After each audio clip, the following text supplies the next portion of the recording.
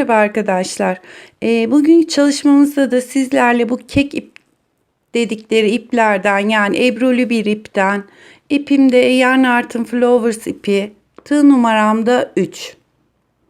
Şimdi bu ipimizle böyle tunik gibi yazlık bir çalışma yapacağız. İsterseniz bunu deniz kenarında maya üstüne kullanabilirsiniz. İsterseniz içine böyle askılı bir şey giyip normal hayatta da kullanabilirsiniz. Yapacağımız model ön ve arka bütün olarak gidecek, üst beden bütün olarak gidecek. Daha sonra altını döne döne yapacağız. Bunun için şöyle bir fileler hazırlayacağız. Daha doğrusu yuvalar hazırlayacağız. 44 tane sağ taraf, 44 tane sol taraf, 3'er tane de ön ve arka yaka için yuvalar hazırlayacağız. Yani toplamda 94 tane yuva hazırlamış olacağız. Tığ numaramız 3 olarak söylemiştim. Şimdi bu yuvaların yapımına geçelim. İsterseniz zincir üstüne de yapabilirsiniz. Fakat böyle hazırlamak daha rahat oluyor.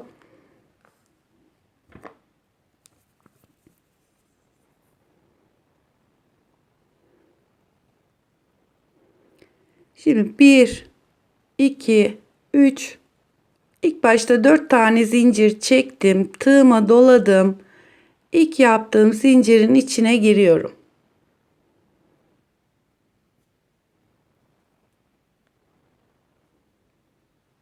Üç kere de yukarı çıktım. Bakın şurada bir yuvamız oluştu. Tekrar 1, 2, 3 zincir çekiyorum. Tığıma doluyorum. Bu yaptığım yuvanın tam içine giriyorum. 1, 2, 3 kere de yukarı çıktım. 3 zincir çekiyorum. Tığıma doluyorum. Bu son yaptığımız yuvanın içine giriyorum.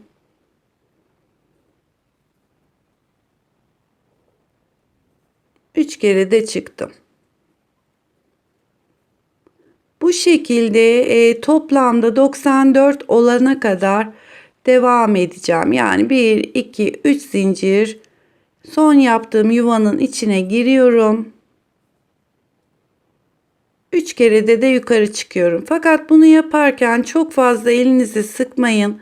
Yani bu yaka kısmı çok gergin olmasın. Şu şekilde yuvalar hazırlıyorum. Burada yakasının açıklığı tamamen size kalmış. Benimkinde 44 tane sağ tarafta, 44 tane de sol tarafta var. Fakat bunları azaltırsanız yaka kapalı olmasını istiyorsanız daha az yapabilirsiniz. Daha da derin V şeklinde olmasını istiyorsanız buradaki sayıları artırabilirsiniz karşılıklı olarak. Evet, bu şekilde şimdi 94 tane yuvamızı hazırlayalım. Evet, böyle 94 tane yuvayı hazırladım arkadaşlar. Şimdi şu yaptığımız yuvayı şöyle düzelterek dönük olmamasına dikkat edin.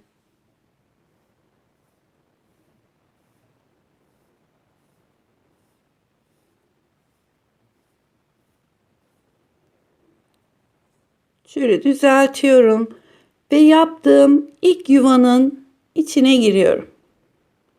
Ve burada bir kitleme yapıyorum. Daha sonra 1, 2, 3 tane zincir çektim. Buradaki yuvanın içine bir tane daha ikili trabzan yapıyorum. 1, 2 zincir aynı yuvanın içine tekrar 2 tane ikili trabzan, arada bir zincir. Şimdi buradaki yuvaya sadece 2 tane trabzan yapacağım.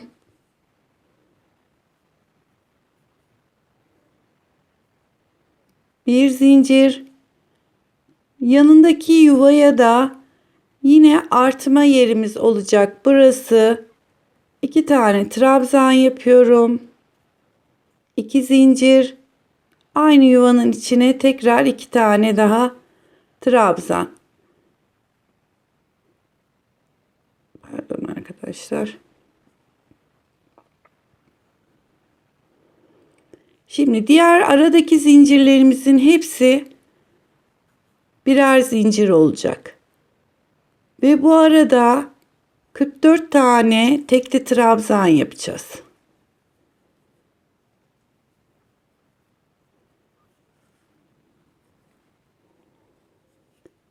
Bakın ilk yuvanın içine şu kelebek dediğim benim çift olarak yaptık. Yanındaki yuvanın içine tek yaptık. Yanındaki yuvanın içine yine çift yaptık. Daha sonra böyle tek tek şurada göstereyim arkadaşlar. Şimdi şu çifti yaptık. Bir tane teki yaptık. Çifti yaptık. Şimdi böyle tek 44 tane olana kadar bu kısmı bu diğer köşeye gelene kadar devam edeceğiz.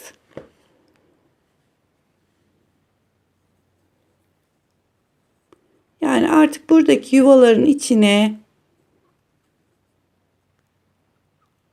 sadece 2 tane trabzan yapıyorum. Bir zincir çekiyorum. Devam ediyorum.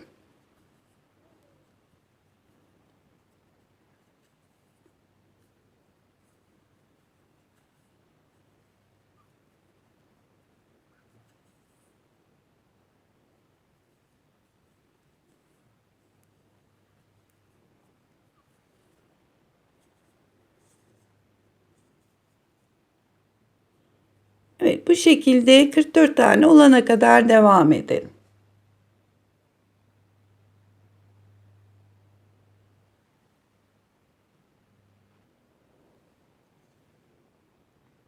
Evet, şu çiftlerimizi yaptıktan sonra toplamda şöyle ikili trabzanlarımı 44 tane hazırladım.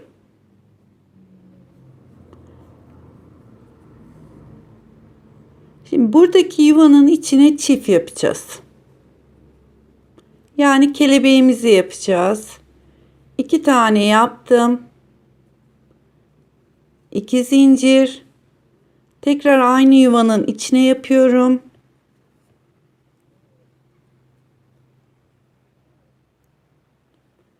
Bir zincir. Yandaki yuvaya geçiyorum. Buraya sadece bir tane ikili trabzan yaptım. Yani 2 tane ikili trabzan. Bir zincir. Tekrar yanındakine yine köşe noktamızı yapıyoruz. 2 zincir, aynı yuvanın içine tekrar batıyorum.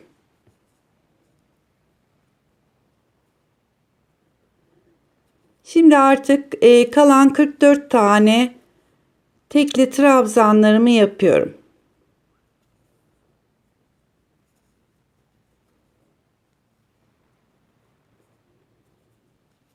Yani her yuvanın içine 2 tane ikili trabzan yaparak bu tarafta da 44 tane yuvamız kaldı. Onu tamamlayacağız arkadaşlar.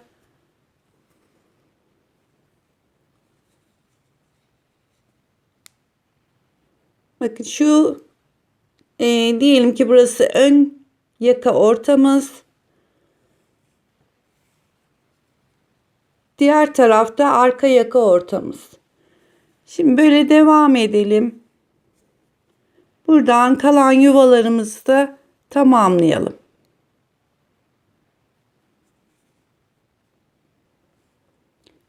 Bakın şurada 2 tane çift yaptıktan sonra tekrar devam ettik. Başladığımız yere kadar geldik.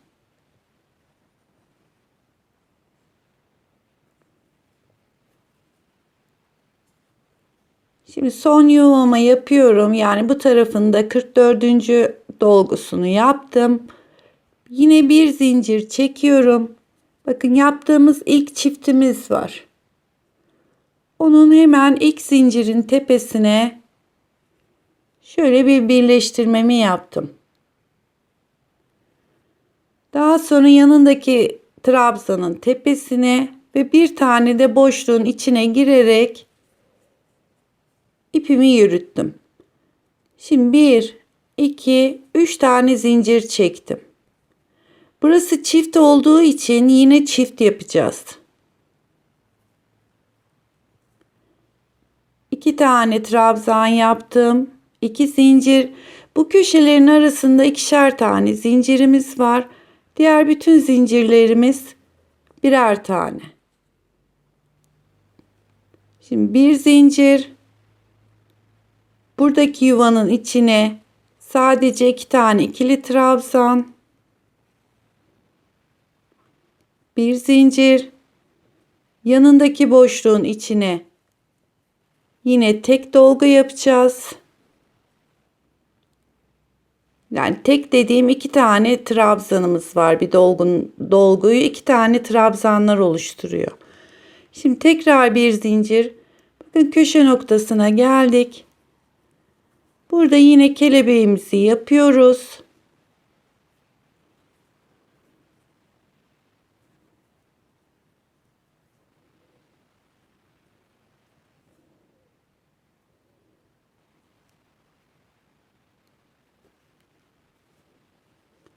Bakın bir alt sırada sadece bir tane dolgumuz vardı. Bu sırada 2 tane oldu. Şuralar hep köşe noktalarımız arkadaşlar. Buralardan artım yeri olacak. Bu kısımlar hep çift olarak devam edecek. Diğer bütün boşlukların içine sadece 2 tane trabzan yapıyoruz.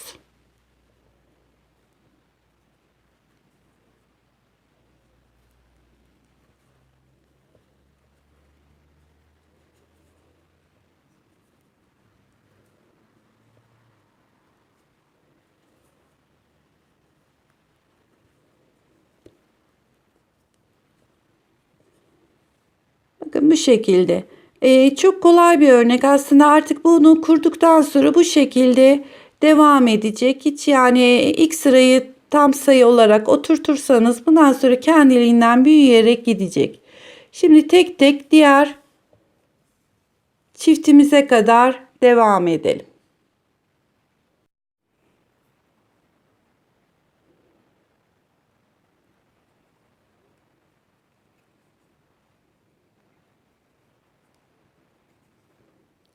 Evet, diğer köşe noktamıza kadar geldik. Şimdi yine bu çiftin içine çift yapacağız. 2 zincir aynı noktaya tekrar yapıyorum.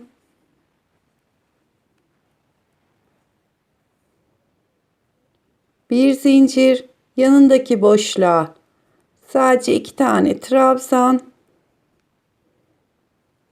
Bir zincir yanındaki boşluğa yine sadece 2 tane trabzan.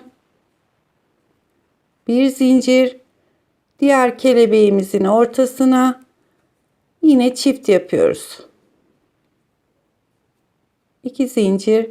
Bu köşe noktalarımızın arasındaki zincirleri 2 çekelim. Diğerlerinin hepsi bir arkadaşlar. Şimdi tek tek yapmaya devam ediyorum.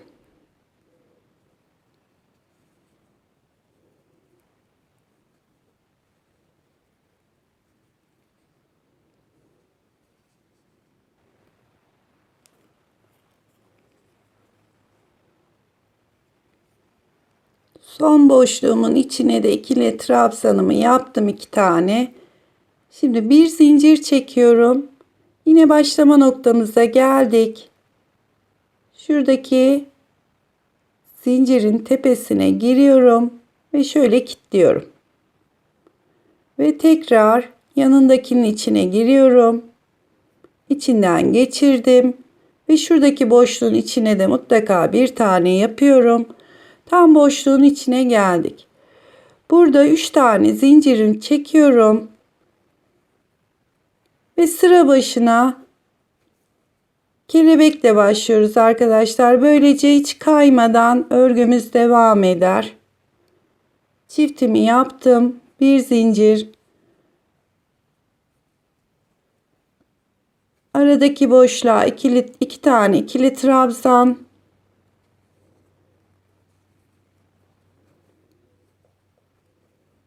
Her sıra bu aradaki trabzan sayılarımız yani 1'di 2 oldu. Şimdi 1, 2, 3 tane oluyor.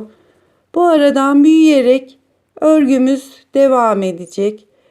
Kelebeklerin ortasına yine çift olarak yapıyorum. 2 zincir.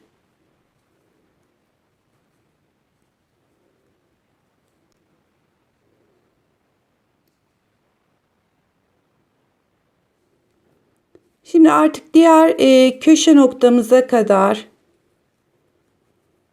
bütün boşluklara 2 tane trabzan yaparak devam ediyorum.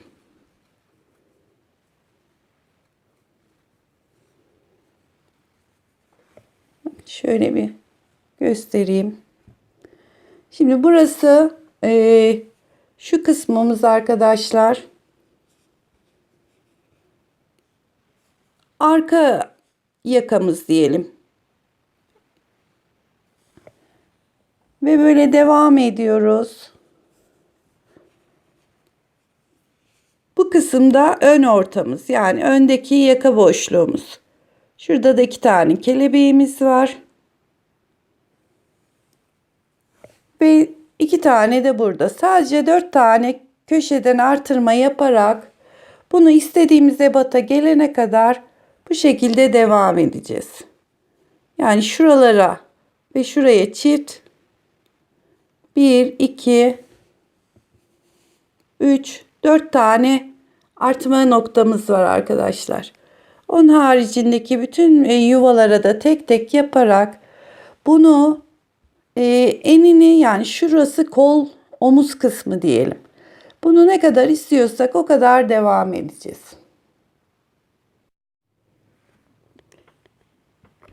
Bakın arkadaşlar, görüntü şöyle. Şurada bir tane bıraktığımız yerden sonra döne döne ördüm. Yani bu tarafta da şöyle 2 tane köşemiz var.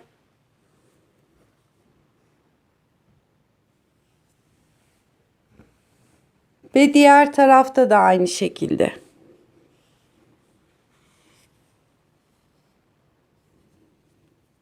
Şimdi 1, 2, 3, 4, 5, 6, 7, 8, 9, 10, 11, 12, 13, 14, 15, 16, 17, 18, 19, 20, 21, 22, 23, 24, 25, 26, 27, 28, 29. 29 sıra artırarak geldim. Şimdi 30. sıradayız. Burada birleştirme yapacağız. Bakın şöyle ikiye katlıyorum.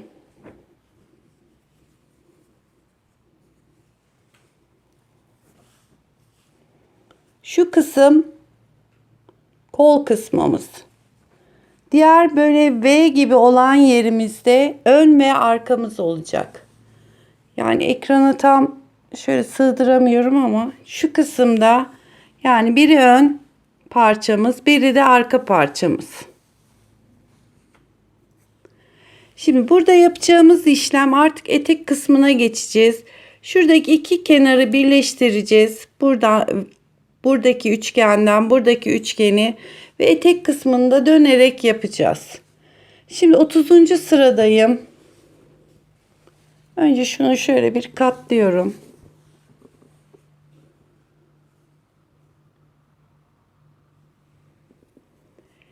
Eğer bu bedeniniz olduysa, mesela bu 36 beden için çok rahatlıkla olur. Daha fazla artırmaya gerek yok. Ama ben mesela 40-42 beden arası veya 38-40 beden arası için şu aralardan birer tane daha artırma yapacağım. Yani etek kısmı biraz belden aşağıya doğru bolluk olsun diye. Ama dar olarak inmesini istiyorsanız hiç artırma yapmadan devam edebilirsiniz. Şimdi 29 sıra ördüm. 30. sıraya başladım. Yine arada bir zincir. 7 tane 1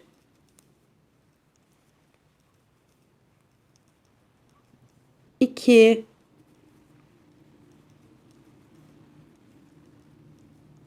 3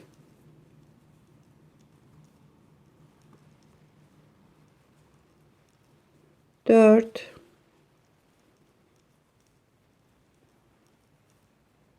5,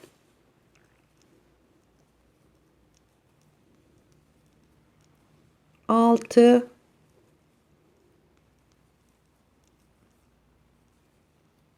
7. Yani şu yaptığımız köşe noktasındaki kelebekten sonra 1, 2, 3, 4, 5, 6, 7 tane tek yaptım. Ve şurada bir artırma yapmak istiyorum. Bir kere battım. 2 zincir. Tekrar aynı noktaya batarak şöyle bir V hazırladım. Bir dahaki sıra buraya çift yapacağız. Ve aradaki tek olanları örüyorum. Öbür köşede ya 8.'ye yapacağız. 7 tane boşluk bırak kalacak şekilde diğer köşeye doğru devam ediyorum.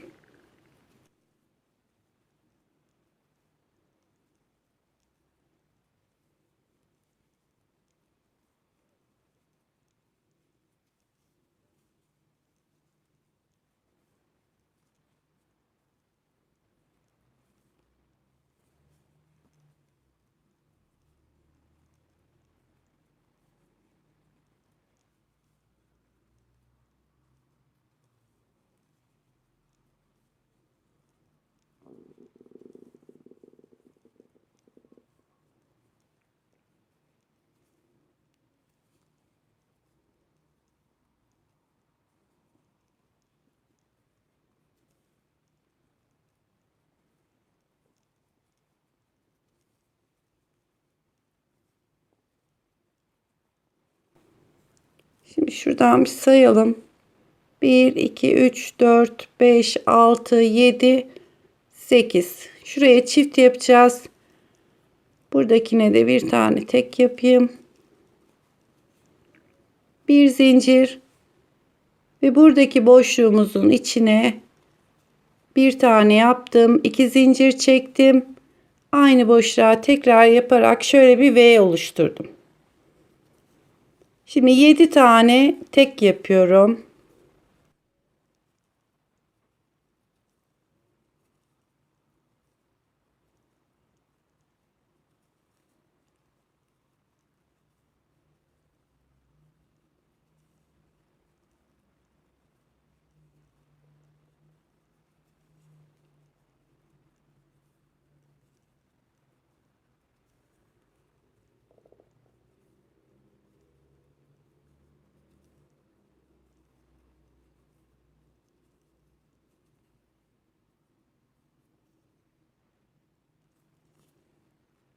Köşe noktasına geldik.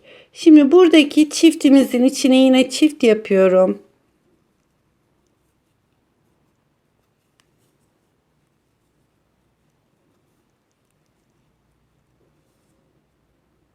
Bir, iki tane zincir çektim.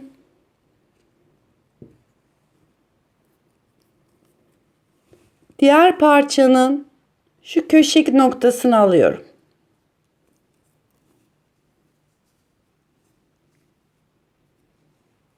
Ve direkt bunun içine giriyorum.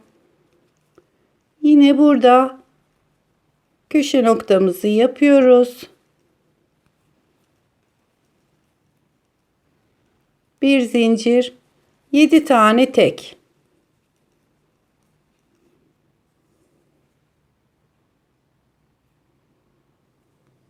Şimdi bu parçada da aynı şekilde 7 tane tek yapacağız. 8.'ye çift yapacağız. Daha sonra bu köşe noktasından önceki 8.'ye şöyle bir V hazırlayacağız. 7 tane de tek yapıp köşe noktasına geleceğiz. Köşe noktasına geldim ama arkadaşlar şurada bir de santim vereyim ben size parçanın ne kadar olduğunu. 43 santim. Hatta şuradan da yakadan ne kadar ördüğümüzü de göstereyim. 25,5-26 santime yakın olmuş parçamızın uzunluğu. Hani buradan bel kısmını ayarlayabilirsiniz kendinize göre. Yani biz bir tane burada bir tane de şurada artırmalar yaptık. Etek ucu hafiften açılsın istiyorum ben. Ama dediğim gibi dar isteyenler hiç bu artırmaları yapmadan sadece dönerek yapabilirler. Şimdi tam köşe noktasına geldim.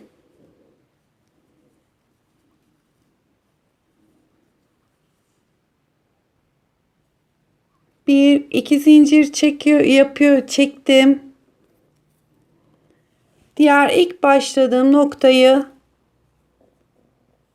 alıyorum ve şuradaki ilk yaptığım trabzanın tepesine girip birleştiriyorum. Ve bir tane de içine giriyorum.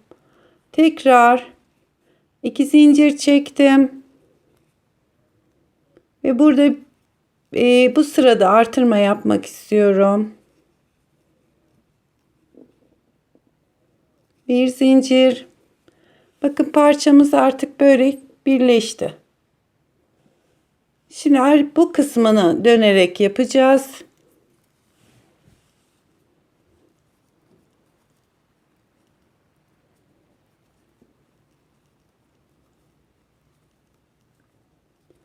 Şimdi yaptığımız V'lerin olduğu noktaya kadar böyle tek tek gidiyoruz. Yani tek dediğim yani 2 tane trabzan yaparak devam ediyoruz.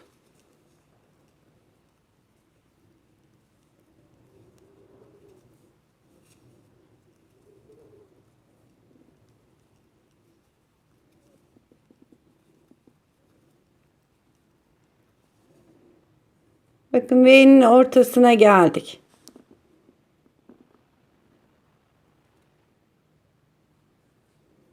Şimdi buraya yine aynı köşelerde yaptığımız gibi bir zincir çekiyorum. Köşelerde yaptığımız gibi çift çift. Yani 2 tane yaptım. 1 2 zincir. Tekrar aynı yere batıyorum.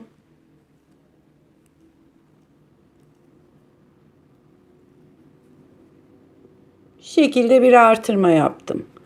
Diğer bütün aradakilere tek yapıyorum. Ta ki diğer 8. bir V'miz vardı. Bir alt sırada. Onun içine gelene kadar böyle ikişerli trabzanlar devam ediyorum.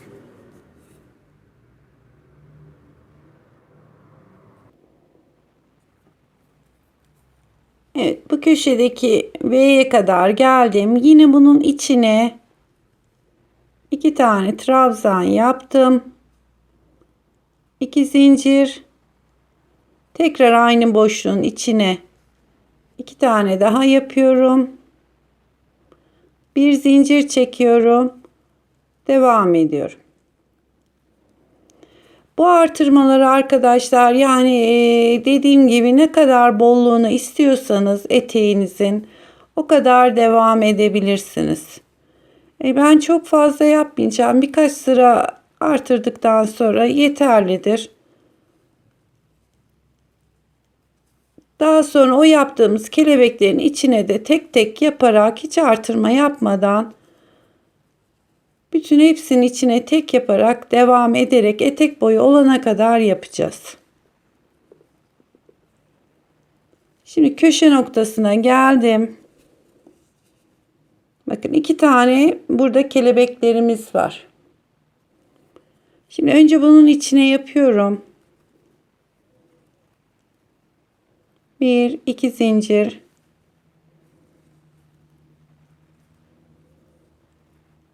Tekrar yaptım. Şimdi bir zincir çekiyorum. Bir alt sırada 2 tane zincir çekmiştik. Buraya direkt boşluğun içine, zincirin içine de girebilirsiniz. Böyle 2 tane trabzan hazırladım. Tekrar bir tane zincir çekiyorum. Buradaki artırma noktamıza 2 tane yaptım. 2 zincir.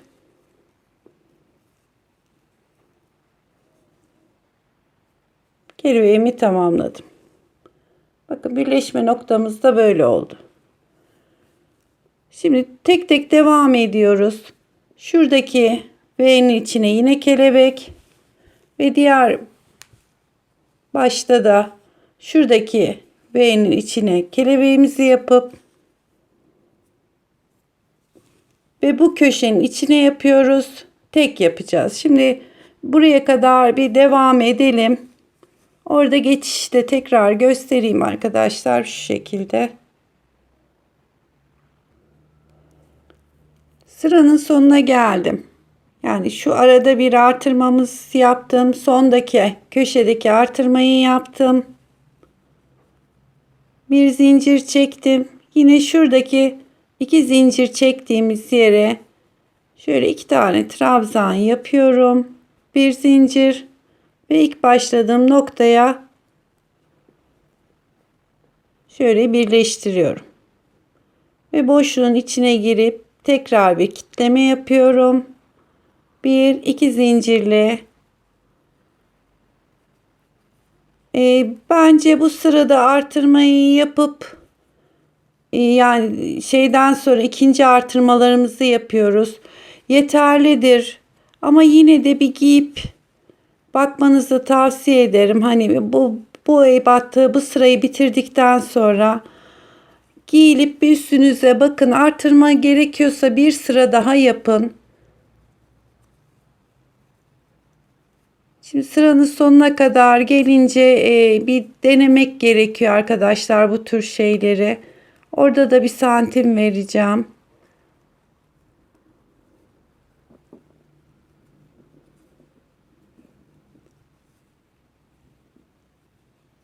Şimdi bakın buradaki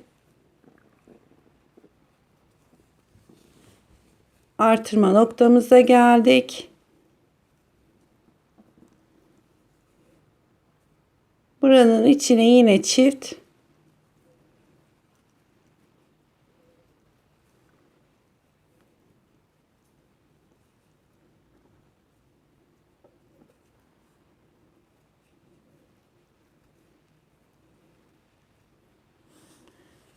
Bakın zaten bu kısım hafiften valonlanmaya başladı.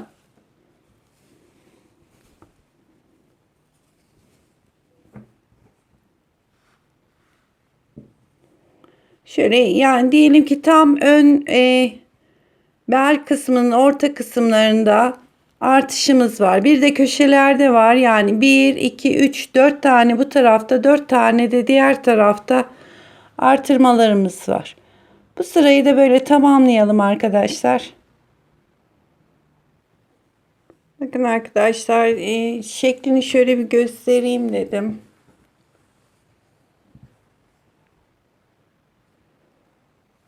Şimdi bu arada ben bir sıra daha gittim. Yani şu bel kısmından sonra zincir çektiğimiz sıra 1, 2, 3, 4 tane artırmamız var. Yani şu zincirle birleştirdiğimiz yerden itibaren 4 sıra yaptım. Bakın şu ilk V'miz şöyle görünüyor mu?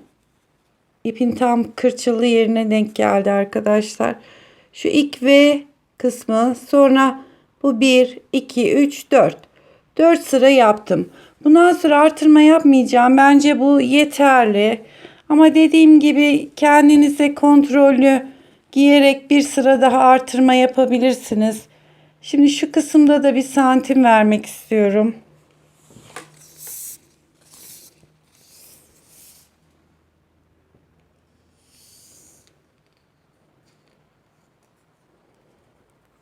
...50 santim oldu arkadaşlar. Yani 50 santim bu taraf, 50 santim öbür taraf, 100 santim.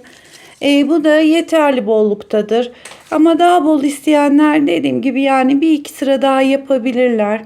Bundan sonra artık geldik. Bakın diğer sıra başına geldim. Yine birleştirmemi yapıyorum.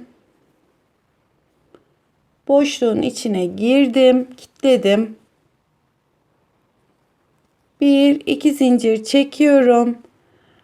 Bütün boşluklarımızın içine bir zincir, hiç artırma yapmadan artık tek tek yaparak devam edeceğiz. Yani artık bu kelebeklerin ortasına da birer tane yapacağız.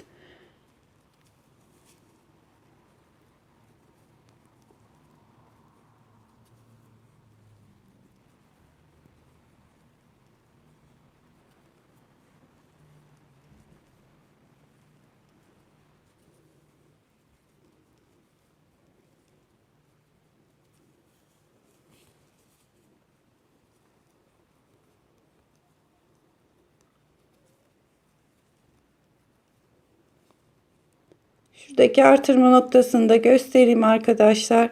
Bundan sonra hepsi aynı gidecek. Yani bunun boyunu ne kadar istiyorsak, ister mini şeklinde, isterseniz daha uzun yırtmaçlı olsun, isterseniz daha uzun yapabilirsiniz.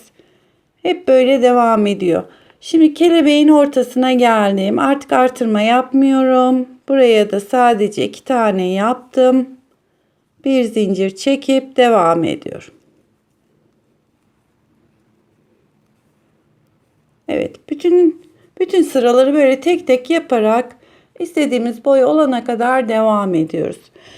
Şimdi bir de şey söyleyeyim arkadaşlar. Bu ipimiz, bakın işten başladığımız için şu kadar bir ipim kaldı. Siyahla bitecek benim.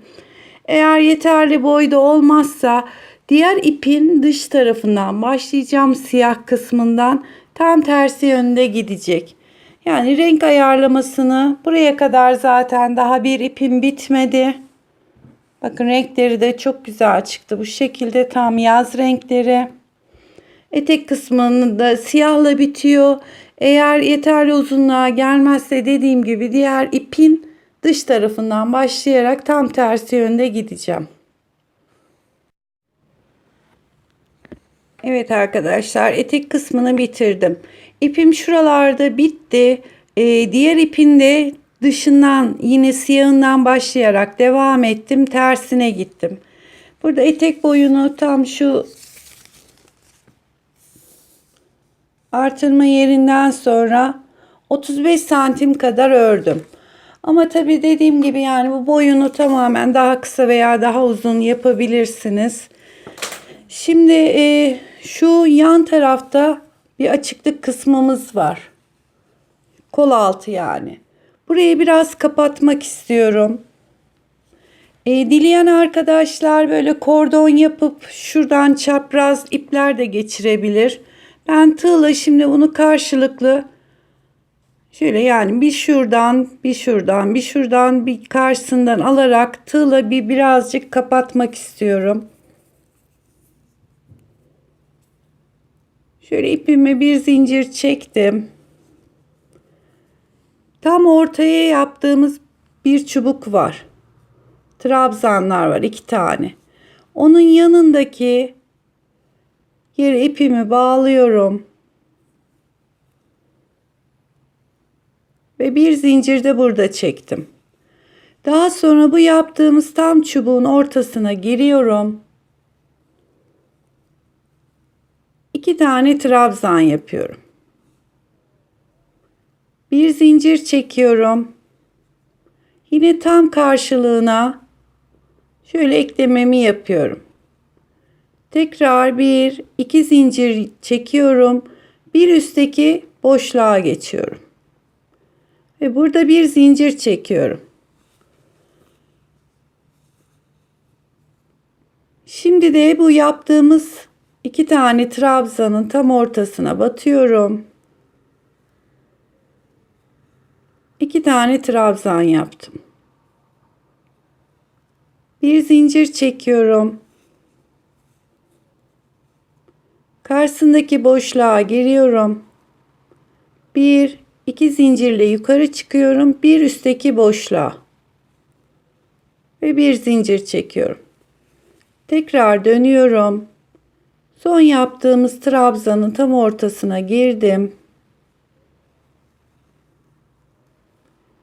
Şöyle 2 tane trabzan yaptım.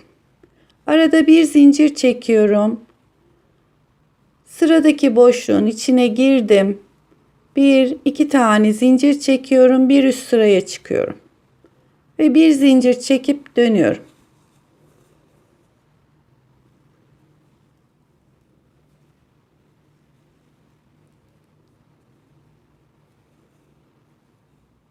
Bakın buraya girmişiz. Bir üsttekine giriyorum. 2 zincirle üst sıraya çıkıyorum.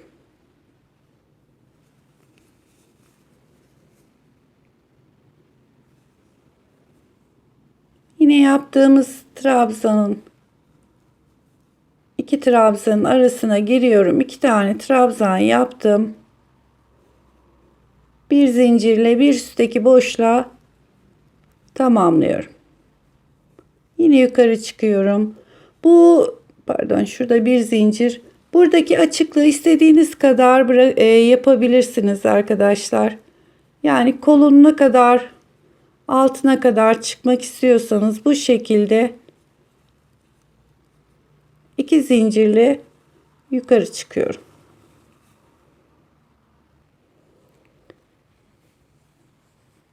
Bakın şu şekilde arkadaşlar. 1, 2, 3, 4, 5, 6, 7, 8, 9, 10, 11, 12, 13, 14, 15, 16 tane böyle çubuğum oldu. Şu kısmı kapattım. Kola şu kadar boşluk bıraktım ben. Ama dediğim gibi daha da az bırakabilirsiniz. Şimdi kol kenarına oya yapacağız. Aynı oyadan etek ucuna da yaptım. Yakaya da yapacağız. Yani bu oyaya bütün etrafına dolaşacağız. Şimdi eklememi yaptım. Hemen şurada bir tane sık iğne yapıyorum. Bakın şu son yaptığımız pardon, şuraya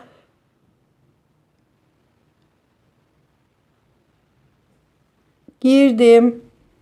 1 2 3 4 5 kere trabzan yaptım.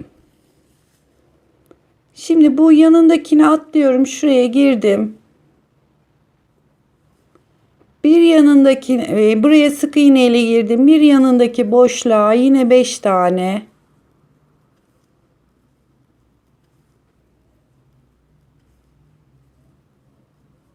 Beş tane trabzan yaptım. Bir yanındaki boşluğa sık iğne ile ekliyorum. Diğer boşluğun içine 5 tane trabzan yapıyorum.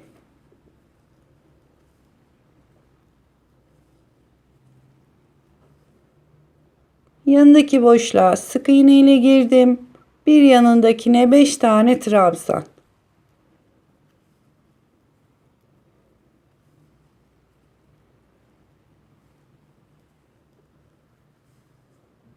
Bir yanındaki boşluğa sık iğne ile diğerine 5 tane trabzan. Şu şekilde oya yaptım. Bakın etek ucuna da yaptım aynı şekilde. Böyle bütün kenarlarına bu oyadan gidelim. Diğer koltuk altında tamamlayalım. Şu şekilde.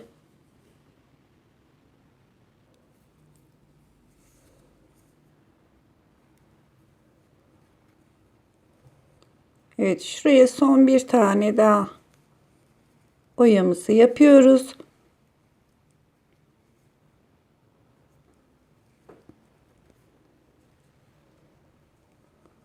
Evet, şöyle ilk sık iğne yaptığımız yerin arasına giriyorum ve kitleme olarak yapıyorum. Bir tane de zincir çekip ipimi kesiyorum.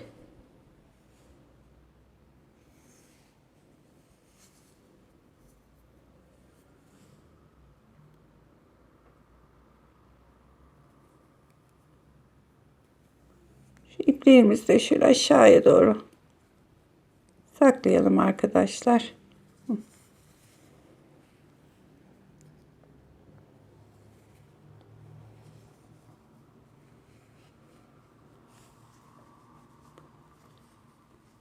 Evet, şurası kol altımız oldu. Şimdi bir de arka yakada ense kısmında bakın şöyle bir bağlanacak sap yapacağız. Yani şu yaka açılmasın, kaymasın. İstediğimiz açıklıkta bırakacağız enseyi. Oradan bağlamasını yapacağız. Bunun için de şöyle tam orantıladım.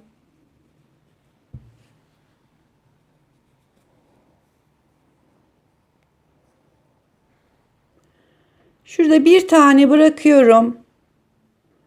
Şu ikincinin tepesinden başlayacağım.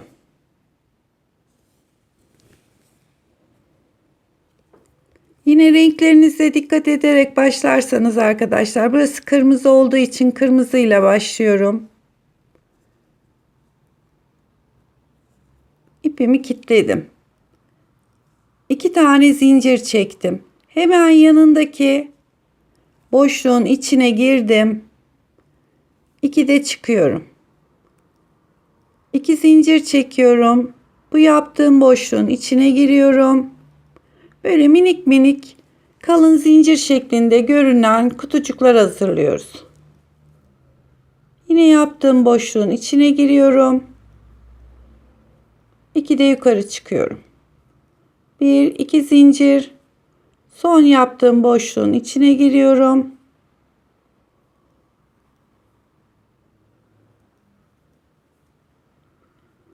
Bu şekilde ben diğer tarafa 55 tane kutucuk hazırladım. Yeterli bağlamak için. Böyle son yaptığımız kutunun içine giriyoruz. 2 de çıkıyoruz.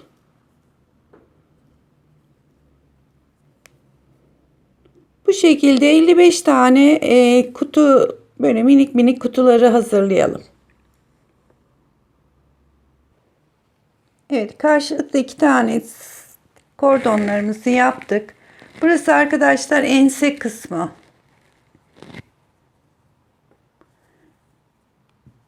Yani ensemiz sağa sola kaymasın diye şöyle arkaya bir bant şeklinde yaptık. Ve bunun aynısından şöyle şu şekilde belimize geçireceğimiz şekilde kordon yapacağız. Yani bayağı uzunca böyle minik bir halka yaptım. Daha sonra yine içlerine girerek bel içinde böyle bir kordonu hazırladım. Şimdi burası arkamız. Şöyle ön tarafı çeviriyorum. Ve bakın şu ilk artırma noktasıyla başlamıştık etek kısmına. O hizayı alarak şöyle şuralar, aynı zamanda da yakanın ortasına getirelim. Tam geçireceğimiz yeri. Şuradan başlayacağız arkadaşlar.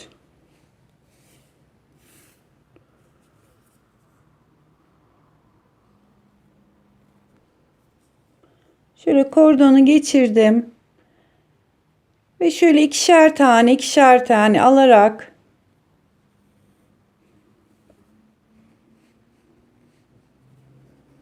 iki tane de altta bırakıyorum. Şöyle 2 çubuğumu alıyorum. Bunu da böyle bel kısmına tamamen geçirelim.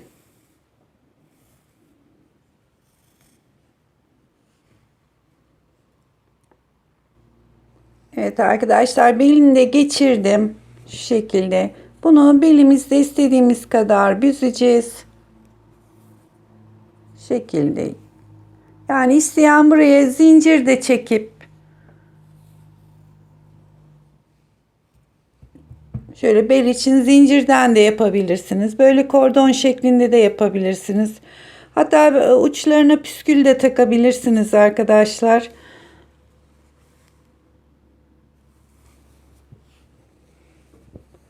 Evet, şurası da üst kısmımız.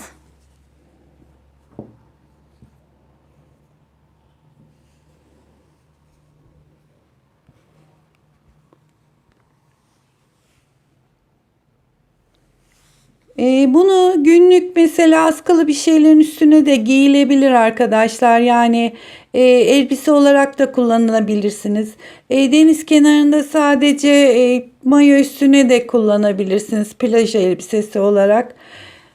Bu şekilde güzel, hafiften, ipimiz de ince olduğu için son derece hafif pamuklu bir ipten böyle güzel bir plaj elbisemiz oldu. Yapacak arkadaşlara kolay gelsin.